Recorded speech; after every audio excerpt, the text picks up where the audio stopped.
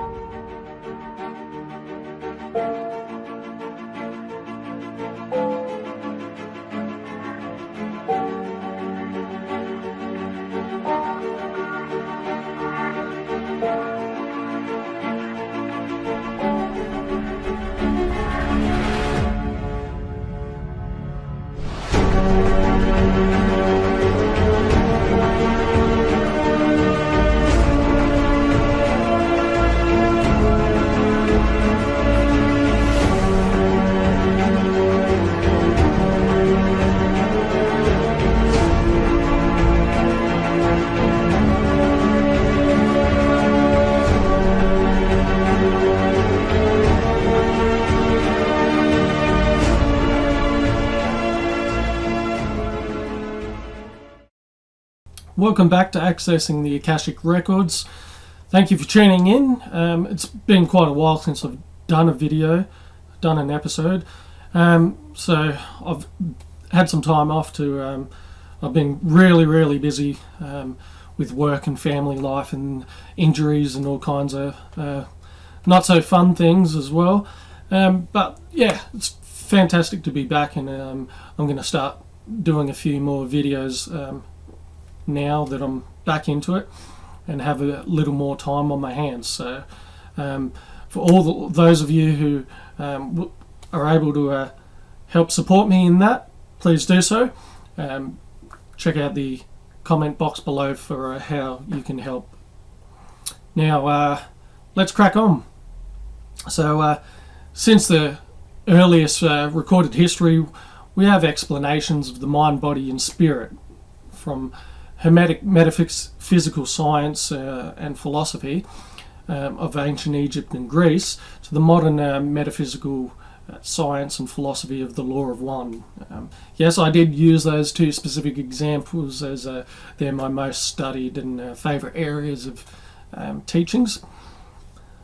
But these teachings do appear throughout Eastern Abrahamic religion also, so it's absolutely everywhere. You can't avoid the mind, body and spirit as being these three separate, or combined I should say, entities which make up what you are.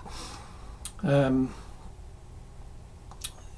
yeah, these explanations have pretty much been an attempt by humanity to understand the concept of what we are on this multi-dimensional level, trying to really just understand it and explain it in these limited words that we have. So of course it's also possible and likely that this information has been passed on from interdimensional beings or higher spiritual entities and things like that, or even through people who've transcended these dimensions and these levels of consciousness, if you will, and seen things and had communications with these higher dimensions, these other intelligences. And I'll try to summarize these various teachings and into one version and give examples so you can analyze for yourself what each aspect makes up each portion of what you are. So remember, knowing the self is true wisdom. So let's begin with the body. It's the temporary or impermanent portion of what you really are. We're able to interpret the physical 3D reality in which we inhabit at the moment through it via the senses of taste, touch, smell, hear, see and so on, which the body is essentially translating into electrical signals through the body and passing it to the brain to interpret based on its knowledge thus far in this physical experience. And it all does that automatically, and we don't have to consciously do every single aspect of that. So it's quite an intelligent vehicle that we inhabit, but it's really quite simple biology and anatomy and physiology, right? It's often said that the body is the ego, or is related to the ego. It's the ego self, is it's part of what we continue to identify as ourself. It's part of it. We also identify it as part of our character or our personality. I'll use my own personal experience here, and kind of as an example. Growing up as a young teenager, I was attracted to the culture of punk rock. The whole anti-establishment ideology really resonated with me. Not only did the lyrics speak of things like the system being broken, it's full of inequality, corruption, division, but also the loud, fast, aggressive music and the whole look of it, of people within the culture, and this all reflected that ideology, and hence it's known as a counterculture.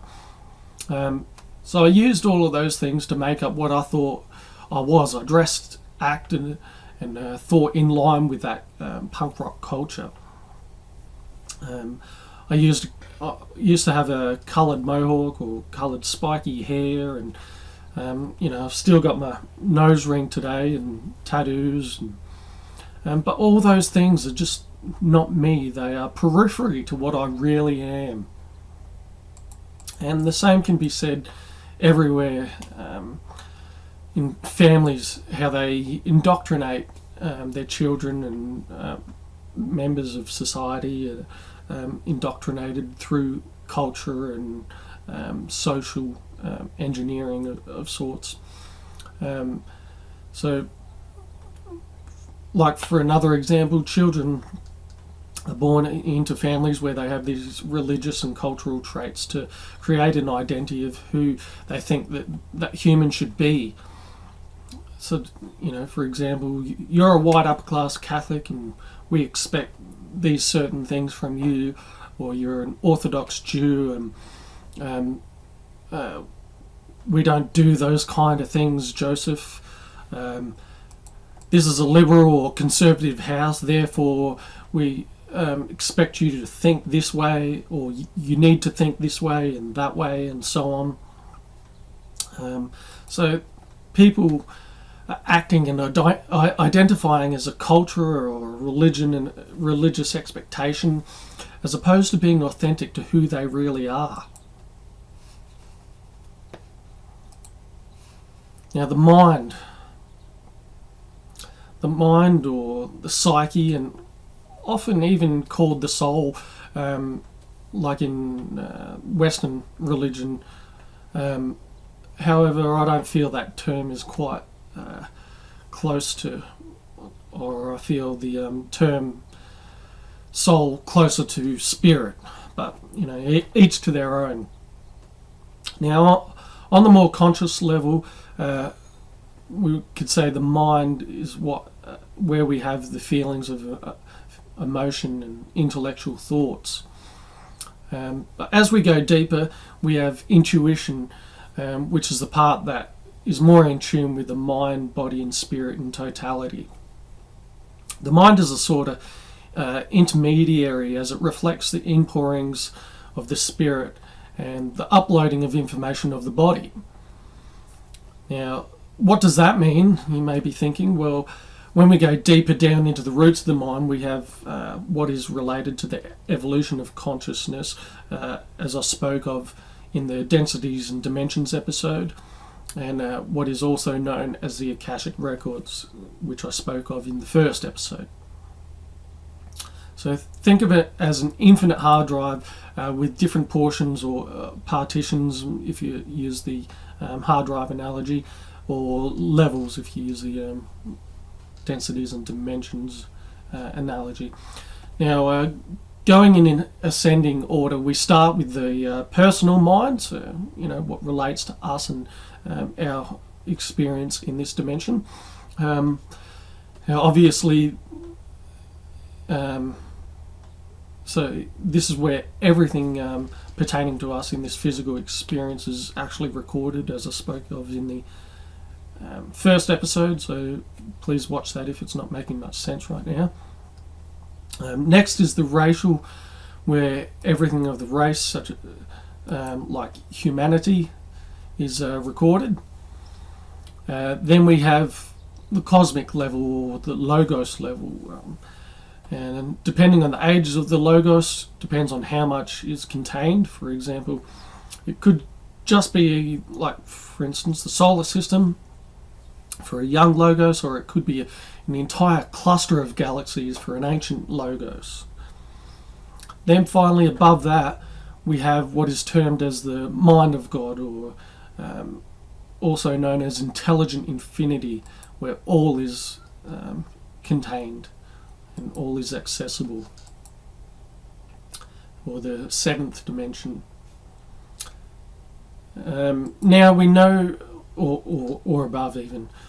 Now we know in this 3D incarnation, our bodies are not fully equipped for telepathy, and we do not have access to those higher levels of the mind without such work as meditation and chakra balance.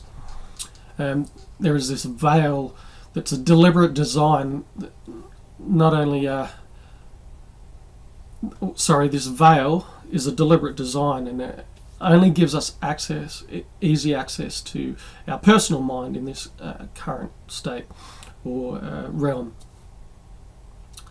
Now, the brain, unfortunately, mainstream science won't recognise this, recognise that the mind and the brain are separate, due to the physical science that's being used.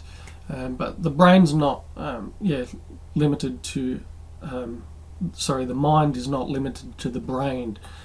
The brain is just where all of it is processed and projected into the mind.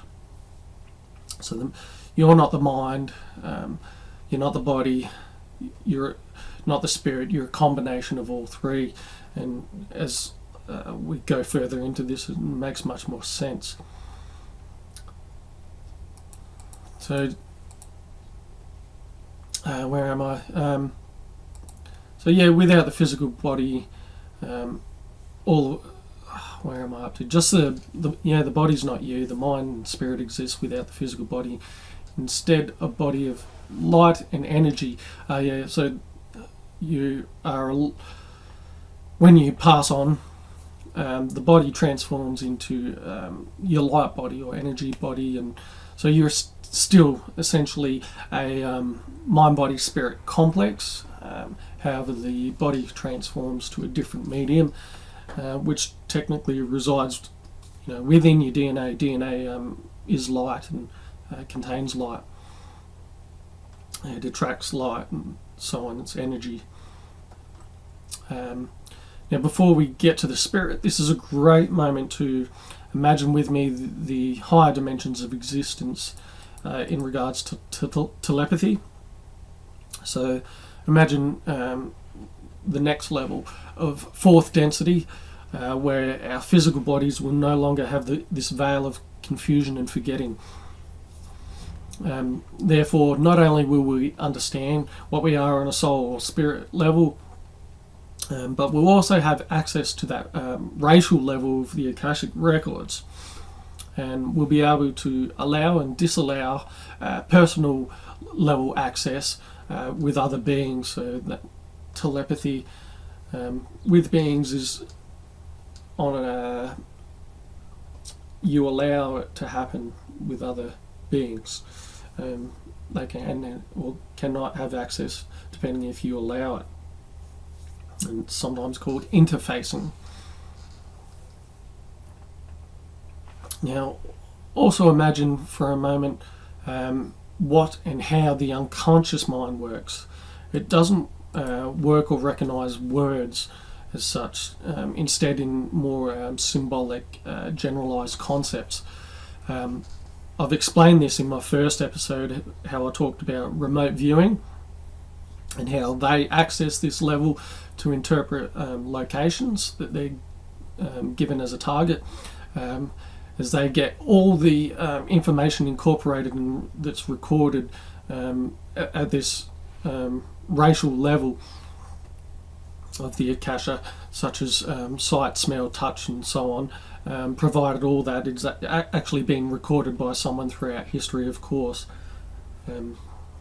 If nobody has ever experienced that, then possibly that may not be recorded in the Akashic record for that level of racial level, I should say.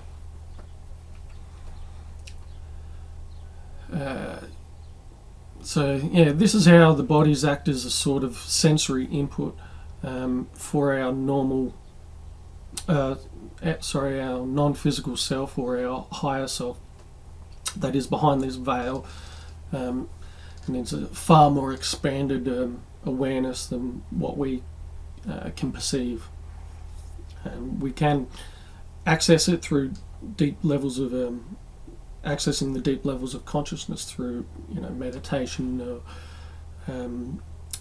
even out of body experiences can take us there, or shamanic and theurgy ceremony, things like that. Now here's a great Law of One quote that explains this concept very well. So the questioner asks, can you give a mind-body, give a definition of the mind-body-spirit complex in totality? I am Ra. There is a dimension in which time does not have sway. In this dimension, the mind-body-spirit is in its eternal dance of the present, may be seen in totality. And before the mind-body-spirit complex, which then becomes a part of the social memory complex, is willingly absorbed into the allness of the infinite creator, the entity knows itself in its totality. This mind-body-spirit complex totality functions as, shall we say, a resource for what you perhaps would call the higher self. The higher self, in turn, is a resource for examining the distillations of third density experience and programming further experience, so further incarnations and things like that. This is also true of densities 4, 5 and 6 with the mind-body-spirit complex totality coming into consciousness in course of the 7th density. So it's all simultaneous and talking about ascension and unification up the densities.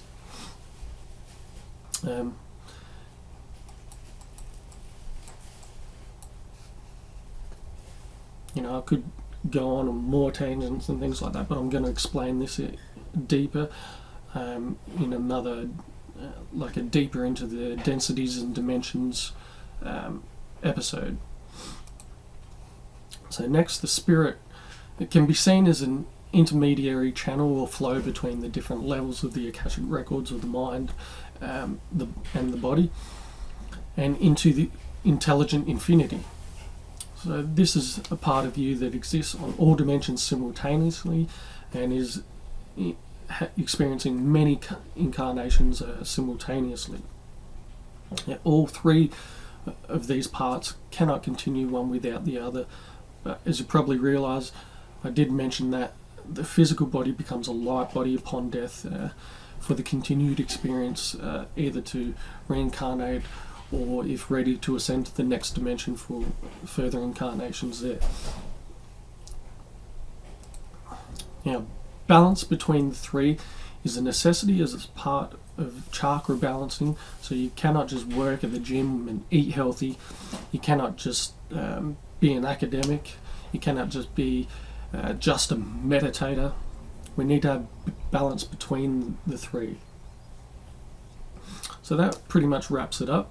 Thank you for watching. I hope you've found some information that you can use to help analyse yourself further and obtain wisdom of the self, and analyse each aspect of what makes you you, such as the mind, body and spirit, and integrate that into your life and help you in your journey. As always, please hit like, subscribe, share and comment below. Much love and light to you. Namaste.